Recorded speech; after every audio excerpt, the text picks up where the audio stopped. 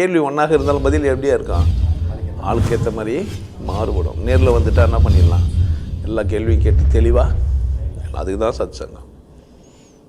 என்னுடைய நோக்கம் எல்லாம் மனிதர்கள் எல்லாம் மகிழ்ச்சியாக இருக்கணும், அவ்வளோதான். உங்கள் ஆரோக்கியம் இயல்பானது. கடவுள் நமக்கு கொடுத்த எல்லா ஆர்கானுமே தன்னை தானே சரி பண்ணும், எல்லாமே. Not only liver. ஆனால் எல்லாம் உங்களுக்கு சொல்கிறது லிவர் தான் தன்னை தானே சரி பண்ணிக்கன்ட்டு கிடையாது. எல்லாமே கண்ணு கூட தன்னை தானே சரி பண்ணிக்கும். நான் வச்சுன்னு கம்னு இல்லை. ஹாஸ்பிட்டல்லாம் எதை வச்சு பிழைக்குது அப்படின்னு கேட்டிங்கன்னா உங்கள் ஓய்வு முறையை வச்சு தான் பிழைக்குது. படுத்து ரெஸ்ட் எடுப்பீங்கல்ல, ஹாஸ்பிட்டலில் என்ன இருக்கும், பெரிய ஹாஸ்பிட்டலில் என்ன பெட் இருக்கும், ஏசி ரூம் இருக்கும், ஆக்சிஜன் நிறைய இருக்கும். ஆக்சிஜனை நிறைய கன்சியூம் பண்ணி நிம்மதியாக தூங்குனீங்கன்னா உங்கள் உடல் திரும்ப என்ன ஆகிடும், பழைய பொசிஷனுக்கு வந்துடும். அதுக்கு ஏன் பயிற்சி அவசியம் இல்லை. சாதாரணமாக வாசி யோகம்னு ஒருத்தர் சொல்கிறாங்கல்ல, அங்கே போய் சுவாச பயிற்சி மட்டும் கற்றுக்குன்னு நிம்மதியாக இருக்க கற்றுக்கினீங்கன்னா 100% நோய் நல்லாயிடும். என் பயிற்சி இல்லை, வெறும் வாசி யோகம் மட்டும். அவனுக்கு என்ன பண்ணுவாங்கன்னு கேட்டிங்கன்னா தாடி விட்டுக்கோ, எதுவும் சொல்லுவானுங்க, வேஷ்டி கட்டிக்கோ, சோறு துண்ணாத, அதை பண்ணாத, மட்டை பண்ணாதேன்னு. இதெல்லாம் எல்லாமே வாசி யோகம் சொல்லித்தரலாம், எனக்கு தெரியாது. அதுவே நல்லாயிடும் அதுலேயே. அப்போனா என் பயிற்சி அதோட விசேஷம். புரியுதுங்களா நான் சொல்கிறேன்ட்டு? நோய் நல்லா ஆகிறதுக்கு காரணம் நீங்கள் எந்த தப்பு செஞ்சு அந்த நோய் வந்ததுன்னு கண்டுபிடிக்கல. நோய் நாடி, நோய் முதல் நாடி, அது தணிக்கும் வாய் நாடின்னு சொல்லி வச்சுக்கிறாரு. நோய் பிரச்சனை இல்லை, நோய் வந்ததுக்கான காரணம் தான் பிரச்சனை. காரணத்தை கண்டு வச்சு அந்த காரணத்தை நிறுத்தணும். அதர்வைஸ் நோய் நல்லாவாது. புரியுதா நான் சொல்கிறேன்ட்டு? மருந்து மாத்திரை நோய் அதெல்லாம் கிடையாது நல்லாவதுக்கு காரணம். வாய் நாடணும், அது முதல்ல அது தணிக்கிறதுக்கான. புரியுதா? திருக்குறளில் நோய் நாடி, நோய் முதல் நாடி, அதுக்கான முதல் என்ன ஆச்சு, அது தணிக்கும். அப்போ தான் அதான் மருத்துவம். சரிங்களா? இப்போ மருத்துவம் என்ன ஆச்சு அப்படிங்கன்னா ஈஸியாக டக்குன்னு எதனா முடிச்சிட முடியுமா, மருந்து ஊற்றி எதனா பண்ண முடியுமா, டயாலிசிஸ் பண்ண முடியுமான்னு. ஒன்ஸ் நீங்கள் டயாலிசிஸ் போயிட்டீங்க அப்படின்னா கிட்னி தன்னை மந்திரம். இவன் வெளியே என்ன பண்ணுவான், டயாலிசிஸ் பண்ணுவான் அப்படின்னும்போது அதுக்கு தயாராகிடும். எதுக்கு? டயாலிசிஸ் தயாராகிடும். நீங்கள் வாரத்துக்கு ஒரு முறையோ முதல்ல மாதத்துக்கு ஒரு முறை பண்ணுவீங்க, இல்லை வாரத்துக்கு அப்படி கொஞ்சம் கொஞ்சமாக போய் டெய்லியெல்லாம் பண்ணுற மாதிரிலாம் ஆகிடும். போவோ என்ன செய்யலை நீங்கள், ஏன் வந்தது, அது எப்படி நிறுத்தணும்னு நீங்கள் பண்ணல. கிட்னி ஃபெயிலர்னு நீங்கள் போனீங்க, கிட்னி பிரச்சனைன்னு போனால் தண்ணி குடிக்காதேன்னு ஒரு டாக்டர். ஃபஸ்ட்டு தண்ணி குடித்தா தான் அது சரியாகும். இப்போ ஏன் அதை தண்ணி குடிக்கூடாதுன்னாருன்னா அது சரியாயிடக்கூடாது. நான் தான் என்ன பண்ணேன், அதில் வேலை செய்யணும். முடிஞ்சிச்சிங்களா? மருந்து மாத்திரை கொடுத்து உங்களை நிரந்தர நோயாளியாகி சப்ஜெக்ட் நீங்கள் அவருக்கு. புரியுதுங்களா? எவ்வளோ பேஷண்ட் இருக்கிறாங்க, அதான் அவர் பணம். தப்பு கிடையாது, அப்படி தான் ஆயிடுச்சு உலகம். அதனால் அப்படி பண்ணுறார். ரைட்ராங்கலாம் இல்லை, ஆனால் அது தேவைப்படுது. எனக்கு வேறு வழி இல்லையே, ஓய்வு எடுக்க முடியல. ஏன்னா நிதானம் இல்லை என்கிட்ட. நான் என்ன நினச்சினுக்கிறேன்னா கடகன்னு ஓடணும், பணம் நிறைய சம்பாதிக்கணும், பிள்ளைங்க பொண்ணுக்கு சேர்த்து வச்சுட்டு சாகணும். வாழ்க்கையில் நான் பிறந்தன்றதுக்கு சொந்தமாக ஒரு வீடு கட்டியிருக்கணும் வசதியாக. நானும் அப்படி தான் சொல்கிறேன், நல்லா இருக்கும், சொந்தமாக இருக்குன்னு.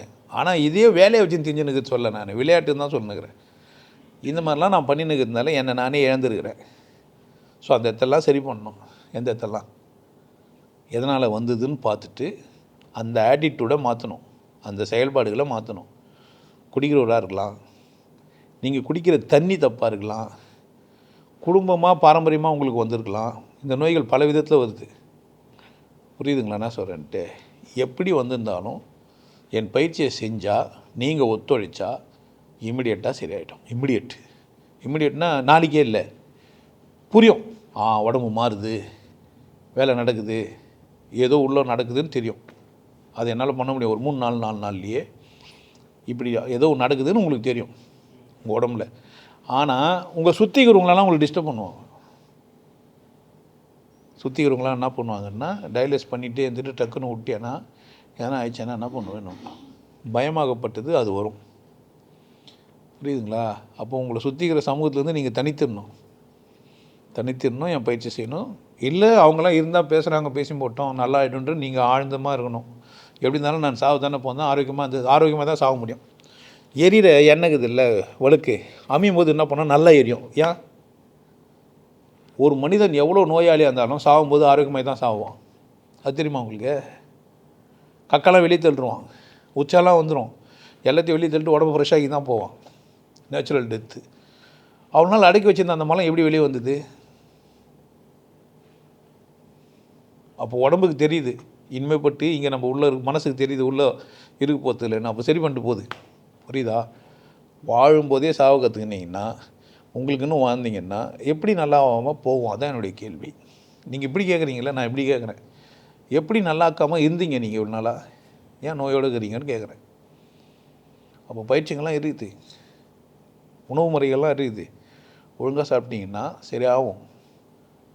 சரியா?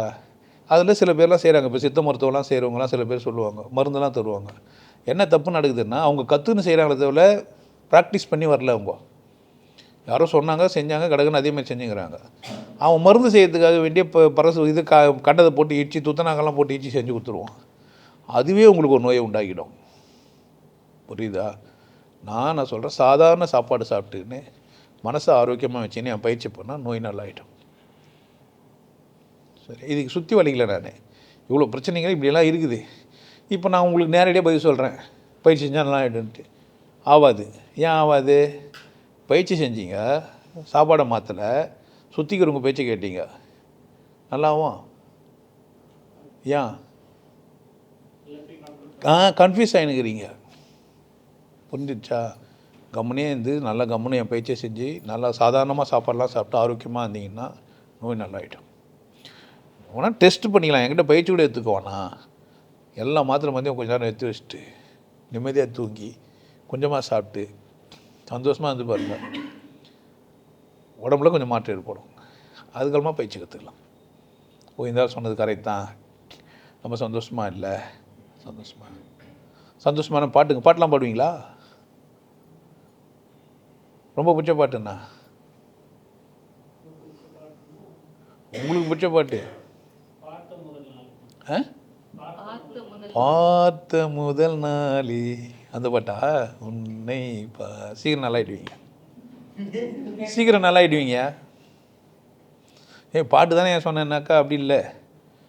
நீங்கள் எந்த மாதிரியான ரசிகர்னு ஒன்று இருக்குது, உடனே ஒத்துக்கிற ஆள் நீங்கள். அதனால் அந்த பாட்டு பிடிச்சிக்குது. அந்த பண்பு தான் ஜெயிச்சிடலாம். உங்களுக்கு எல்லாருக்கும் ஒரு விஷயம் சொல்கிறேன், ஆனந்த வாழ்வு அப்படின்ற ஒரு கோர்ஸ் யூடியூப்பில் போட்டு வச்சு, ஹாப்பி லைஃப் கோர்ஸ். நீங்கள் மெம்பர் ஆனீங்கன்னா அந்த ஆனந்த வாழ்வு கோர்ஸை நேரடியாக நீங்கள் யூடியூப்பில் பார்க்கலாம். கட்டிட்டு நீங்கள் ஃபேமிலியாக டிவியில் போட்டுனா பண்ணலாம். எல்லாரும் ஃபேமிலியாக போட்டு பார்க்கலாம். ஒருத்தர் தான் சப்ஸ்கிரைப் பண்ணிங்க, 5 பேர் 6 பேர் என்ன பண்ணலாம், நீங்கள் அதை பார்க்கலாம். வாய்ப்பு இருக்குது, பயன்படுத்திக்க பாருங்க. நல்லா இருங்க, சிறப்பாக இருங்க, கொண்டாட்டமாக இருங்க. உங்களை நீங்கள் மதிப்பு மிகுந்தவராக மாற்றுறது உங்கள் கையில் தான் இருக்குது. நல்லா இருங்க. நான் ஒரு வாய்ப்பு, என்னை பயன்படுத்திக்கலாம். நல்லது.